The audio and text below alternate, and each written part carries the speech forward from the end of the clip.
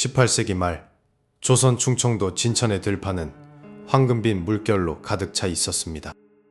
이곳에는 마을 사람들에게 성인이라 불리던 거부 유성기가 살고 있었습니다. 그의 집은 진천에서 가장 웅장했지만 그 대문은 언제나 가난한 이들을 향해 열려 있었습니다. 유성기는 곡간의 곡식을 풀어 굶주린 이웃을 돌보는 일을 평생의 업으로 삼았습니다. 마을 사람들은 그를 두고 하늘이 내린 덕망이 있는 자라며 칭송을 아끼지 않았습니다.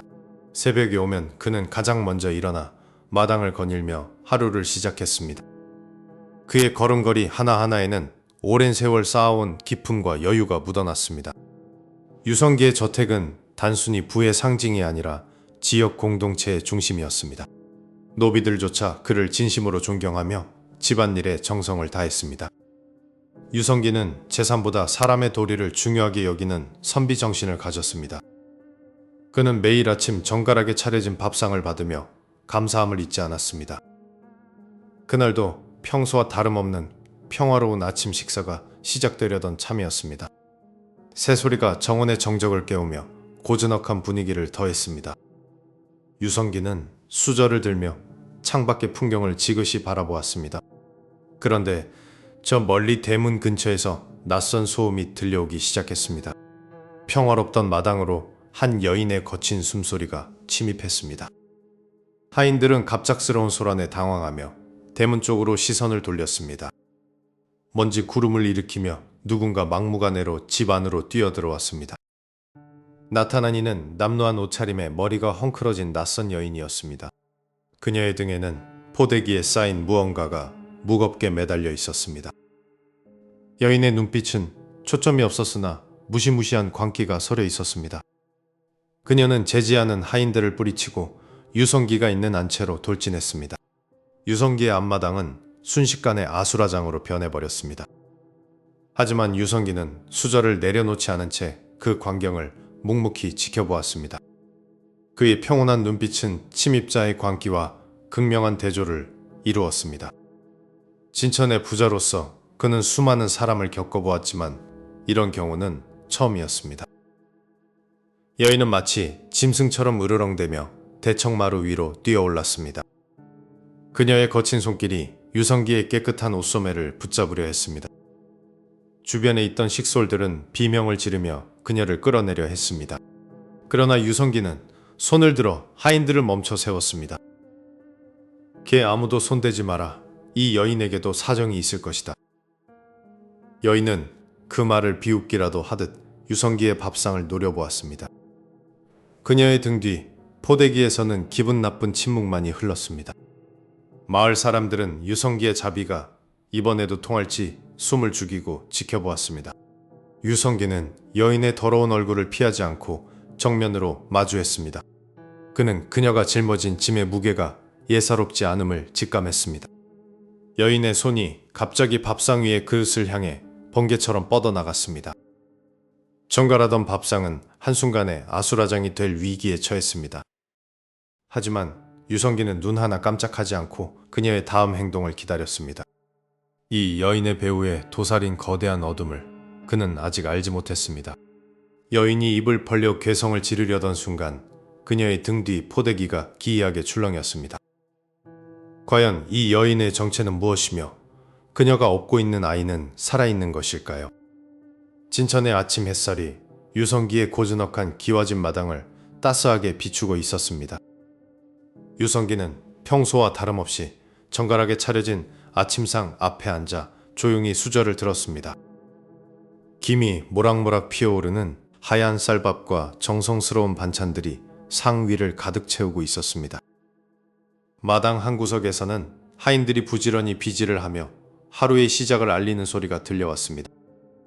그런데 갑자기 평화로운 정적을 깨뜨리는 거친 발소리가 대문 밖에서부터 들려오기 시작했습니다. 쾅 하는 굉음과 함께 굳게 닫혀있던 육중한 대문이 거칠게 안으로 밀쳐졌습니다. 비질을 하던 하인들이 깜짝 놀라 빗자루를 멈추고 대문 쪽을 일제히 바라보았습니다. 먼지 구덩이 속에서 거지 행색을 한 여인이 등에 포대기를 짊어진 채 안으로 걸어 들어왔습니다. 그녀의 옷차림은 갈기갈기 찢어져 있었고 얼굴은 시커먼 때와 흙먼지로 뒤덮여 있었습니다. 등에 엎인 포대기 속의 아이는 미동도 없이 축 처진 채 여인의 어깨에 머리를 기대고 있었습니다. 여인은 앞을 가로막으려는 하인들을 거칠게 밀치며 당당하게 집안 깊숙이 걸어 들어갔습니다. 유성기는 수저를 멈추고 방 안에서 이 기이한 광경을 가만히 지켜보았습니다. 여인은 신발도 벗지 않은 채 툇마루 위로 성큼성큼 올라와 유성기의 방 앞까지 다가왔습니다. 그녀의 눈빛에는 도끼가 가득 서려 있었으며 마치 싸움을 걸러온 사람처럼 씩씩거렸습니다. 유성기를 모시던 하인들이 당황하여 달려와 여인의 팔을 붙잡으려 했습니다. 여인은 짐승 같은 괴성을 지르며 하인들의 손을 뿌리치고 방 안으로 난입했습니다. 그녀는 다짜고짜 유성기가 먹고 있던 밥상 앞으로 달려들어 손을 뻗었습니다. 여인은 더러운 손으로 밥그릇에 밥을 한 움큼 집어 자신의 입안으로 밀어 넣었습니다. 입안 가득 밥을 씹으며 그녀는 비릿한 웃음을 지으며 유성기의 얼굴을 빤히 쳐다보았습니다. 갑자기 그녀는 앞에 놓인 국그릇을 들어올려 방바닥에 거칠게 내던졌습니다. 챙그랑거리는 금소금과 함께 국물이 사방으로 튀어 유성기의 옷자락을 적셨습니다. 방 밖의 하인들은 감히 주인 어른의 밥상을 망친 여인의 행동에 경악하며 어찌할 바를 몰랐습니다. 하지만 유성기는 눈 하나 깜짝하지 않고 묵묵히 앉아 여인의 광태를 지켜볼 뿐이었습니다. 여인은 이제 손에 잡히는 대로 반찬 그릇들을 방 안 구석구석으로 내던지기 시작했습니다.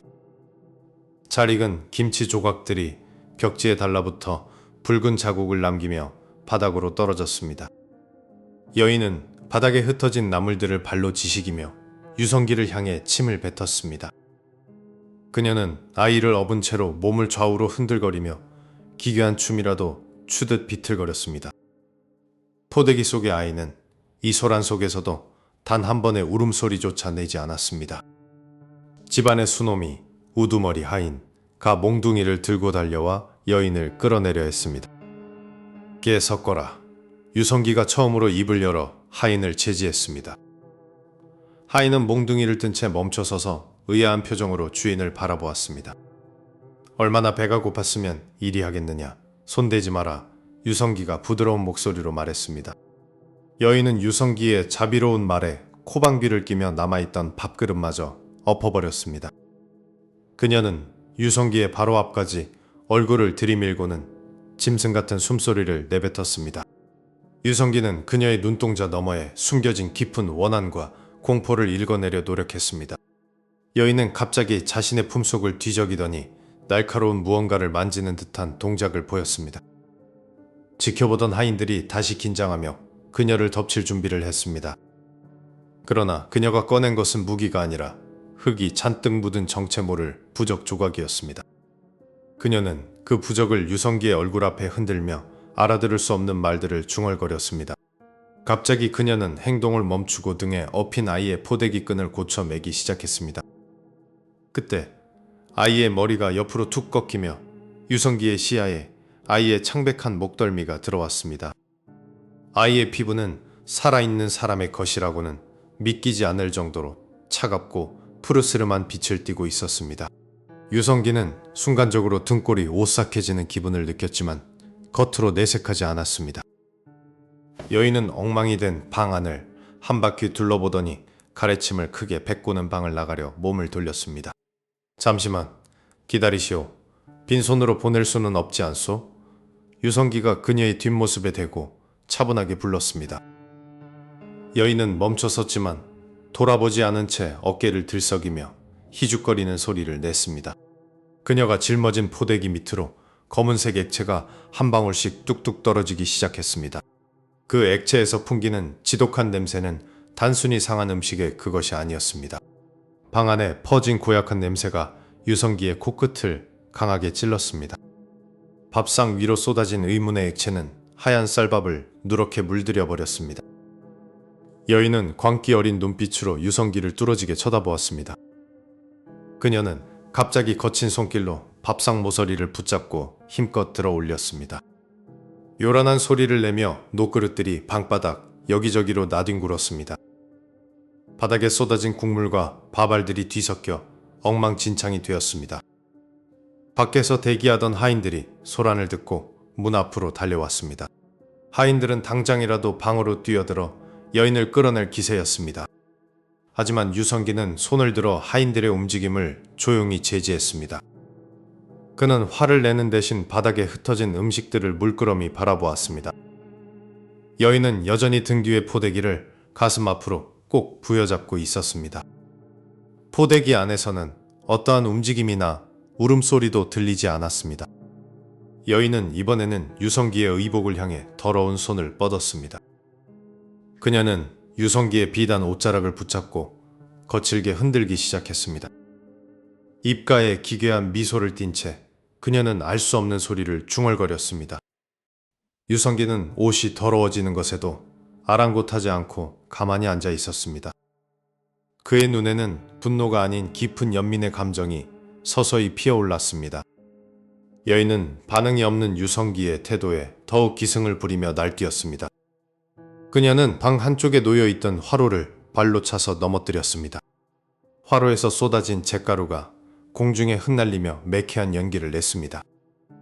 유성기는 먼지가 가라앉기를 기다리며 천천히 눈을 감았습니다. 여인은 유성기의 코앞까지 얼굴을 들이밀며 숨을 씩씩거렸습니다. 그녀의 숨결에서는 썩은 고기 냄새와 같은 악취가 뿜어져 나왔습니다. 잠시 후 유성기가 부드러운 목소리로 입을 열어 여인에게 말을 건넸습니다.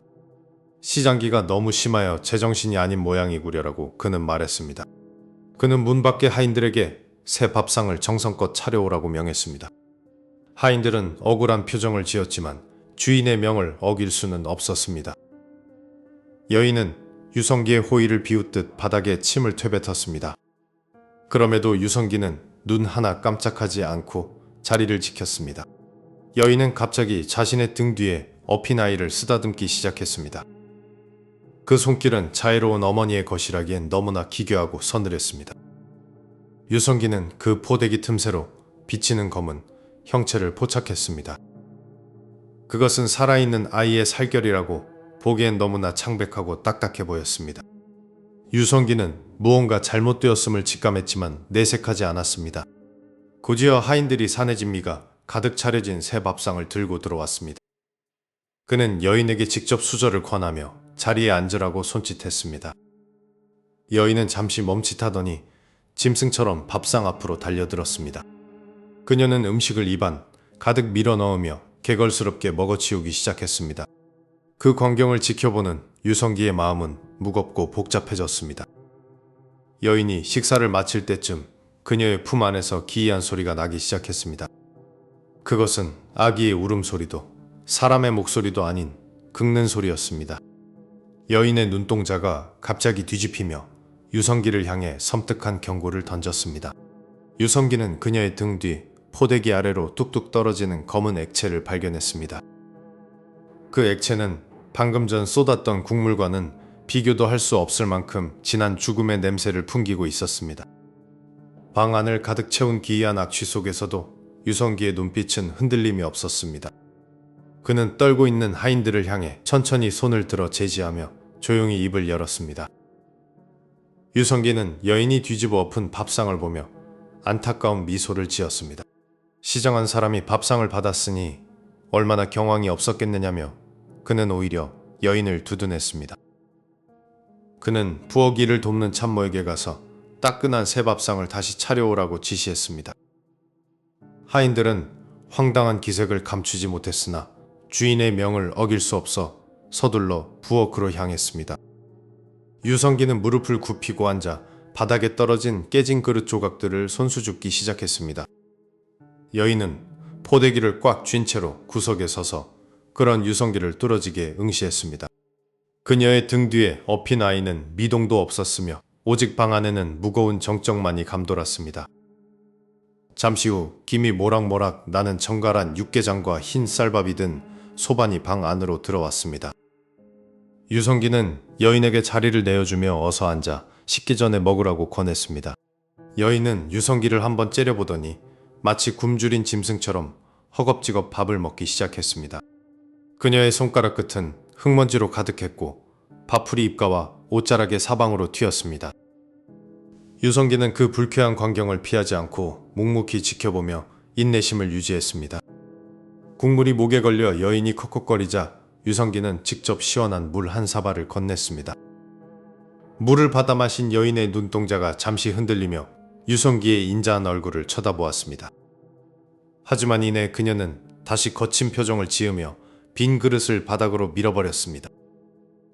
배가 좀 찼느냐고 묻는 유성기의 목소리는 한결같이 부드럽고 따뜻했습니다. 유성기는 서랍에서 빳빳한 종이에 싼 돈뭉치를 꺼내어 여인 앞에 놓았습니다.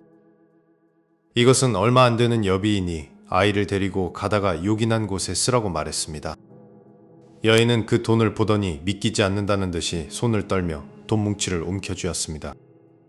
유성기는 여기서 멈추지 않고 선반 위에 놓인 은박이 박힌 귀한 녹그릇 하나를 더 꺼내었습니다. 그는 그릇을 수건에 깨끗이 닦아 여인의 보따리 틈에 정성스럽게 넣어주었습니다. 유성기는 혹시라도 가는 길에 배가 고프면 이 그릇을 팔아서라도 끼니를 거르지 말라고 당부했습니다.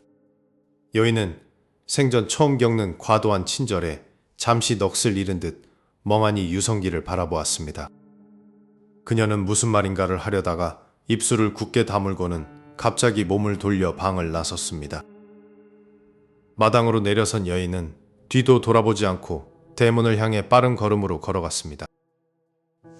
유성기의 충직한 하인인 돌쇠는 담벼락 뒤에서 그 모습을 매우 의심스러운 눈초리로 지켜보았습니다.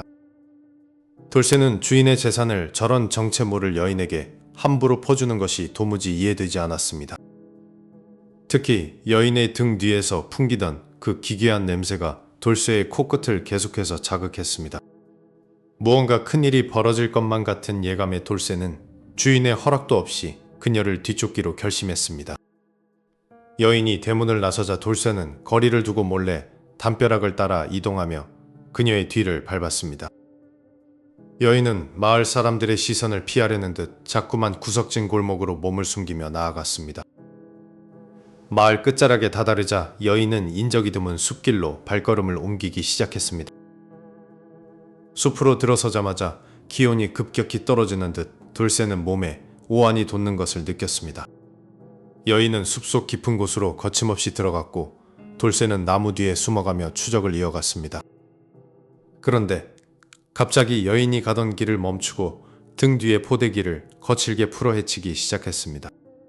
포대기가 풀리자 그 안에서 툭 하고 땅으로 떨어진 것은 우리가 생각하던 살아있는 아이가 아니었습니다. 돌쇠는 숨을 멈추고 그 광경을 지켜보았고 여인의 주변으로 험악한 인상의 사내들이 하나둘씩 나타났습니다. 여인은 땅에 떨어진 보찜을 보며 중얼거렸고 그 순간 사내 중 한 명이 번뜩이는 칼을 뽑아 들었습니다. 여인은 유성기가 건넨 귀한 그릇과 돈을 챙겨 들고는 서둘러 대문을 나섰습니다. 대문 뒤에서 그 모습을 지켜보던 하인 돌쇠는 미심쩍은 눈초리로 눈을 가늘게 떴습니다. 아무리 생각해도 아이를 업은 여인의 행동은 굶주린 거지라기엔 너무나 기이했습니다. 돌쇠는 주인의 자비가 화근이 될까 두려워 몰래 그녀의 뒤를 밟기로 결심했습니다. 그는 마당 한 구석에 놓인 낫을 슬쩍 품에 숨기고는 소리 없이 밖으로 빠져나갔습니다. 여인은 마을길을 벗어나 사람이 잘 다니지 않는 산비탈 길로 접어들기 시작했습니다. 돌쇠는 나무 뒤와 돌담 뒤에 몸을 숨기며 일정한 간격을 유지한 채 그녀를 따랐습니다. 이상하게도 여인은 길을 가며 단 한 번도 등에 업은 아이를 달래거나 확인하지 않았습니다. 아이의 다리는 축 늘어진 채 포대기 밖으로 나와 있었지만 미동조차 없었습니다. 돌쇠는 아이가 잠든 것인지 아니면 어디가 아픈 것인지 의구심이 더욱 깊어졌습니다. 산속으로 들어갈수록 길은 험해졌고 우거진 나뭇가지들이 햇빛을 가리기 시작했습니다. 마른 잎이 밟히는 소리가 정적을 깰까봐 돌쇠는 까치발을 들고 조심스럽게 움직였습니다. 갑자기 여인이 걸음을 멈추고 주위를 두리번거리자 돌쇠는 재빨리 바위 뒤로 몸을 날렸습니다. 거칠게 몰아쉬는 숨을 죽이며 돌쇠는 가슴 위에 손을 얹고 심장 소리를 진정시켰습니다. 여인은 무언가 확인하듯 기괴한 휘파람 소리를 짧게 2번 내뱉었습니다. 그러자 숲 깊은 곳에서 까마귀 떼가 날아오르며 불길한 울음소리를 내질렀습니다. 여인은 다시 걷기 시작했고 이번에는 평지보다 훨씬 가파른 계곡 쪽으로 내려갔습니다. 돌쇠는 미끄러운 흙바닥을 손으로 짚어가며 끈질기게 그녀의 흔적을 쫓았습니다. 계곡 아래에는 오래된 무덤들이 늘어선 음산한 터가 나타났습니다. 돌쇠는 등 뒤로 서늘한 한기가 스치는 것을 느끼며 마른 침을 삼켰습니다. 여인은 무덤과 옆에 세워진 낡은 초가집 한 채를 향해 망설임 없이 걸어갔습니다. 집 주변에는 험상궂게 생긴 사내들이 무기를 든 채 경계를 서고 있었습니다. 돌쇠는 그들이 평범한 행인이 아니라 흉악한 도적대라는 것을 직감했습니다.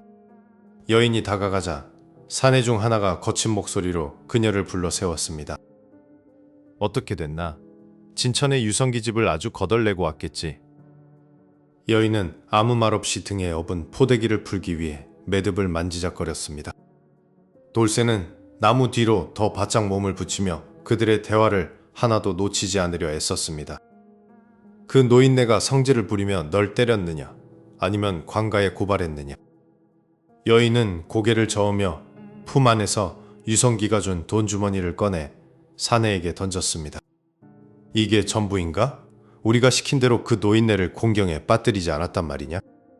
도적들은 여인이 가져온 성과가 기대에 못 미친다는 듯 험악한 분위기를 조성했습니다. 돌쇠는 당장이라도 달려가 주인의 물건을 되찾고 싶었지만 수적으로 너무 열세였습니다. 그때 여인이 낮은 목소리로 그분은 다른 사람들과 달랐습니다. 라고 중얼거렸습니다. 대장으로 보이는 사내가 여인의 멱살을 잡고 거칠게 흔들며 소리를 질렀습니다. 그 충격으로 여인의 등에 있던 포대기 매듭이 풀리며 바닥으로 무겁게 떨어졌습니다. 돌쇠는 떨어지는 포대기를 보며 비명을 지르지 않기 위해 자신의 입을 틀어막았습니다. 포대기가 벌어지며 그 안에서 튀어나온 것은 살아있는 아이가 아니었습니다. 그것은 이미 차갑게 식어버린 창백한 아이의 시체였습니다. 돌쇠는 이 끔찍한 광경을 목격하고 뒷걸음질을 치다 그만 나뭇가지를 밟고 말았습니다. 도적들의 시선이 일제히 돌쇠가 숨어있는 어둠 속을 향해 쏠렸습니다. 거기 누구냐? 사내 중 한 명이 번뜩이는 칼을 뽑아들고 돌쇠 쪽으로 달려오기 시작했습니다. 돌쇠는 달려오는 사내의 칼날을 피해 굵은 참나무 뒤로 몸을 바짝 숨겼습니다. 거친 숨소리가 들려왔고 도적의 발자국 소리가 낙엽을 밟으며 점점 가까워졌습니다.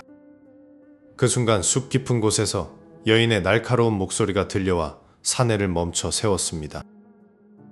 그만두어라. 그 자는 해칠 필요가 없는 자이다. 칼을 든 사내는 멈칫하며 여인을 돌아보았고 돌쇠는 그 틈을 타 숨을 골랐습니다. 여인의 주변으로 대여섯 명의 험상궂은 사내들이 어둠 속에서 하나둘 모습을 드러냈습니다.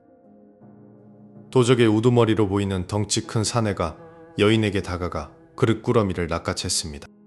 그는 유성기가 내어준 은그릇을 달빛에 비추어 보며 탐욕스러운 미소를 지었습니다. 왜 계획대로 유성기의 목에 칼을 꽂지 않고 돌아온 것이냐고 우두머리가 물었습니다. 여인은 무표정한 얼굴로 등을 돌려 엎고 있던 포대기를 천천히 바닥에 내려놓았습니다. 그녀는 유성기가 보여준 진심 어린 자비가 자신의 마음을 움직였다고 대답했습니다. 우두머리는 코웃음을 치며 자비 따위가 굶주린 우리에게 무슨 소용이냐고 소리쳤습니다. 여인은 유성기가 자신을 벌레 보듯 하지 않고 사람으로서 대접해 주었다고 말했습니다. 만약 그를 죽였다면 자신은 평생 씻을 수 없는 죄책감에 시달렸을 것이라고 덧붙였습니다. 우두머리는 여인의 뺨을 강하게 내리치며 배신자는 필요 없다고 일갈했습니다. 바닥에 쓰러진 여인의 눈에서 눈물이 흘렀지만 그녀는 비명을 지르지 않았습니다. 숨어서 이 광경을 지켜보던 돌쇠는 공포심에 온몸이 사시나무 떨듯 떨렸습니다. 우두머리는 다른 부하들에게 당장 유성기의 집을 습격할 준비를 하라고 명령했습니다. 여인은 바닥에서 기어가 우두머리의 바짓가랑이를 붙잡으며 애원했습니다. 이미 충분한 재물을 얻었으니 그만 산을 내려가 다른 곳으로 떠나자고 말했습니다. 우두머리는 여인을 발로 걷어차며 이 집안은 씨를 말려야 소문이 나지 않는다고 잔인하게 웃었습니다.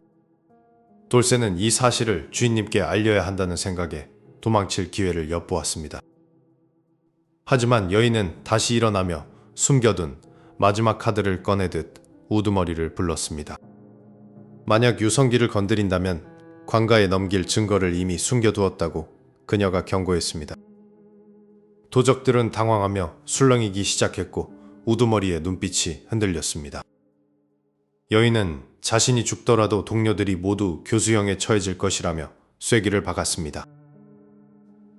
분노한 우두머리는 칼을 높이 치켜들며 여인의 목을 겨누었습니다. 숲은 쥐 죽은 듯 고요해졌고 오직 타오르는 장작 소리만이 정적을 깨뜨렸습니다. 돌쇠는 차마 눈을 뜨지 못하고 두 손으로 얼굴을 가렸습니다. 우두머리는 한참을 망설이다가 욕설을 내뱉으며 칼을 바닥에 내던졌습니다. 여인은 긴장이 풀린 듯 바닥에 주저앉아 거친 숨을 몰아쉬었습니다. 우두머리는 부하들에게 오늘 밤 바로 이 산을 떠나 남쪽으로 이동하자고 명령했습니다. 돌쇠는 도적들이 짐을 챙기는 틈을 타서 조금 더 가까이 다가갔습니다. 그때 여인이 아까 내려놓았던 포대기를 다시 소중하게 감싸 안는 모습이 보였습니다. 하지만 포대기 틈새로 삐져나온 것은 살아있는 아기의 손이 아니었습니다. 그것은 흑빛으로 변한 시커먼 피부를 가진 죽은 아이의 손이었습니다. 돌쇠는 입을 틀어막았고 구역질이 올라오는 것을 간신히 참아냈습니다. 여인은 죽은 아기의 머리를 쓰다듬으며 무언가 알 수 없는 노래를 흥얼거렸습니다. 도적들이 이동을 시작하자 돌쇠는 발각되지 않기 위해 필사적으로 숲을 빠져나왔습니다. 마을 어귀에 도착한 그는 땀범벅이 된 채 유성기의 집 대문을 두드렸습니다. 유성기는 아직 잠들지 않은 채 서재에서 책을 읽고 있었습니다. 돌쇠는 방으로 뛰어들어와 자신이 본 모든 끔찍한 진실을 쏟아내기 시작했습니다. 아이의 시체와 도적단의 정체를 들은 유성기의 얼굴에서 인자한 미소가 사라졌습니다. 유성기는 깊은 한숨을 내쉬며 창밖의 어둠을 묵묵히 응시했습니다. 하지만 그때 담장 너머에서 다시 한번 여인의 기괴한 울음소리가 들려오기 시작했습니다. 어두운 숲의 정막을 깨고 들려온 울음소리는 사람의 것이라기엔 너무나 기괴했습니다. 나무 뒤에 숨어 이를 지켜보던 하인의 심장은 터질듯이 빠르게 뛰기 시작했습니다. 도적단의 두목이 여인의 앞으로 거칠게 다가와 그녀의 어깨를 잡아챘습니다. 그는 계획이 어긋난 것에 대해 분노하며 여인을 사정없이 몰아세웠습니다. 여인은 바닥에 주저앉으며 등에 업은 포대기를 필사적으로 움켜쥐었습니다. 그때 두목이 여인의 포대기 매듭을 단칼에 베어버리려 칼을 치켜들었습니다. 신랑이 끝에 여인의 등에 단단히 묶여있던 포대기가 맥없이 바닥으로 떨어졌습니다. 흙바닥에 나뒹구는 포대기 틈 사이로 창백하고 딱딱하게 굳은 작은 손이 튀어나왔습니다. 그것은 살아있는 아이가 아니라 이미 숨이 거둔 지 오래된 아기의 시체였습니다. 지켜보던 하인은 너무나 큰 충격에 입을 틀어막고 비명을 삼켜야 했습니다. 두목은 바닥에 떨어진 시체를 발로 툭 차며 냉소적인 웃음을 지었습니다. 그는 이 시체가 유성기의 집 마당에서 죽은 채 발견되어야 했다고 소리쳤습니다. 도적들의 계획은 아이가 부잣집의 학대로 죽은 것처럼 꾸며 거액을 뜯어내는 것이었습니다. 만약 돈을 내놓지 않으면 관가에 고발하여 집안을 풍비박산낼 심산이었습니다. 여인은 눈물을 흘리며 유성기의 자비로운 모습 때문에 차마 그럴 수 없었다고 고백했습니다. 하지만 두목은 그녀의 양심 따위는 안중에도 없다는 듯 칼날을 그녀의 목에 들이댔습니다. 그는 오늘 밤 당장 유성기의 집을 직접 습격하여 모두를 죽이겠다고 선언했습니다. 하인은 이 끔찍한 소식을 주인님께 알리기 위해 조심스럽게 뒷걸음질 쳤습니다. 그러나 발밑에 있던 마른 나뭇가지가 툭 하고 꺾이는 소리가 정적을 깨뜨렸습니다. 도적단 두목의 고개가 소리가 난 방향으로 번개처럼 돌아갔습니다. 그는 어둠 속을 노려보며 누가 숨어 있는지 당장 나오라고 소리쳤습니다. 하인은 숨을 멈추고 바위 뒤로 몸을 바짝 붙여 필사적으로 숨었습니다. 도적단의 발소리가 낙엽을 밟으며 하인이 숨은 곳으로 점점 가까워졌습니다. 하인은 지금 도망치지 않으면 모두가 죽을 것이라는 공포에 휩싸였습니다. 그때 여인이 갑자기 비명을 지르며 반대편 숲으로 달아나기 시작했습니다. 두목은 하인을 찾는 것을 멈추고 배신한 여인을 쫓아 숲속으로 사라졌습니다. 겨우 목숨을 건진 하인은 땀 범벅이 된 채 바위 뒤에서 기어 나왔습니다. 그는 숲에 남겨진 아기의 시체를 외면할 수 없어 다시 포대기 쪽으로 다가갔습니다. 가까이서 본 아기의 모습은 영양실조로 앙상하게 마른 비극적인 상태였습니다. 도적들은 이 가여운 생명조차 범죄의 도구로 이용하는 금수보다 못한 자들이었습니다. 하인은 시체를 수습하여 주인님께 보여드리고 대책을 세워야 한다고 생각했습니다. 하지만 시체를 품에 안는 순간 숲 너머에서 짐승의 울음소리 같은 소름 끼치는 웃음이 들렸습니다. 도적들 중 한 명이 여인을 쫓지 않고 여전히 근처에 남아 있었던 것입니다. 그는 천천히 단도를 꺼내 휘두르며 하인에게 다가오기 시작했습니다. 하인은 시체를 가슴에 품은 채 온 힘을 다해 마을 방향으로 뛰기 시작했습니다. 뒤에서 들려오는 도적의 거친 숨소리가 바로 귓가까지 쫓아온 듯 했습니다. 멀리 유성기의 집대문 앞에 켜진 밝은 등불이 어둠 속에서 희망처럼 빛나고 있었습니다. 하인은 대문에 도착하자마자 온몸을 던져 문을 두드리며 주인님을 불렀습니다. 문이 열리고 유성기가 나타나자 하인은 품에 안았던 포대기를 바닥에 내려놓았습니다. 유성기는 등불을 비추어 포대기 속 아기의 참혹한 모습과 마주하게 되었습니다. 하지만 그때 죽은 줄만 알았던 아기의 손가락이 미세하게 떨리는 것을 유성기가 포착했습니다. 유성기가 경악하며 아기를 들어 올리려는 순간 담장 너머에서 수십 개의 횃불이 일제히 타오르기 시작했습니다. 담장 너머를 가득 매운 횃불의 뜨거운 열기가 유성기의 얼굴을 붉게 물들였습니다. 도적대의 우두머리가 날카로운 칼날을 번뜩이며 담장 위로 그 모습을 드러냈습니다. 바닥에 떨어진 포대기 속에 차디찬 아기 시체는 달빛 아래에서 더욱 애처롭게 보였습니다. 아이를 업고 왔던 여인은 바닥에 주저앉아 온몸을 사시나무 떨듯 떨고 있었습니다. 도적들은 당장이라도 집 안으로 들이닥쳐 모든 것을 약탈할 기세로 소리를 질렀습니다. 하지만 유성기는 동요하지 않고 천천히 손을 들어 도적들을 향해 멈추라는 신호를 보냈습니다. 그의 목소리는 낮았지만 장내를 가득 채우는 기묘한 힘이 서려 있었습니다. 유성기는 죽은 아기를 조심스럽게 안아들고 여인의 곁으로 다가갔습니다. 그는 무서운 도적들이 아니라 오직 고통받는 한 여인의 영혼만을 바라보았습니다. 유성기는 아기의 죽음을 향해 명복을 비는 짧은 묵념을 올렸습니다. 당신들이 왜 이런 끔찍한 짓을 저질러야 했는지 내게 말해줄 수 있겠느냐며 그는 물었습니다. 여인은 도적단의 협박에 못 이겨 자신의 죽은 아이를 이용했다며 통곡하기 시작했습니다. 도적 우두머리는 여인의 배신에 분노하며 화살을 겨누어 그녀를 쏘려 했습니다. 유성기는 재빨리 여인의 앞을 막아서며 자신의 몸으로 화살을 가로막았습니다. 유성기의 목숨을 건 용기 앞에 도적들은 일순간 당황하며 공격을 멈추었습니다. 그는 도적들에게 더 이상 죄를 짓지 말라며 창고에 있는 모든 쌀을 내어주겠다고 선언했습니다. 배고픔 때문에 사람의 탈을 쓰고 악마의 짓을 하는 것은 오늘로 끝내야 한다고 그는 꾸짖었습니다. 도적들은 평생 처음 받아보는 조건 없는 친절에 큰 충격을 받은 듯 보였습니다.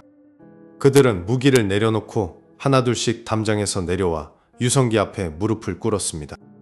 유성기는 하인들을 불러 도적들에게 따뜻한 밥을 먹이고 상처를 치료해 주라고 명했습니다. 그는 여인이 안고 있던 죽은 아기를 위해 양지 바른 곳에 작은 무덤을 만들어 주기로 했습니다. 마을 사람들은 숨죽이며 이 기이한 광경을 지켜보며 눈물을 훔쳤습니다. 유성기는 관가에 알리는 대신 그들이 고향으로 돌아가 농사를 지을 수 있도록 정착금을 주었습니다. 도적 우두머리는 평생 유성기의 은혜를 잊지 않겠다며 땅에 머리를 조아렸습니다. 숲을 공포로 몰아넣었던 도적대는 그렇게 유성기의 자비 아래 흩어져 사라졌습니다. 다음 날 아침 유성기의 집 뒤편 언덕에는 아기를 위한 작은 봉분이 세워졌습니다. 여인은 아기의 무덤 앞에서 마지막 인사를 나누고 새로운 삶을 찾아 떠났습니다. 마을 사람들은 유성기가 보여준 놀라운 자비심에 대해 칭송을 아끼지 않았습니다.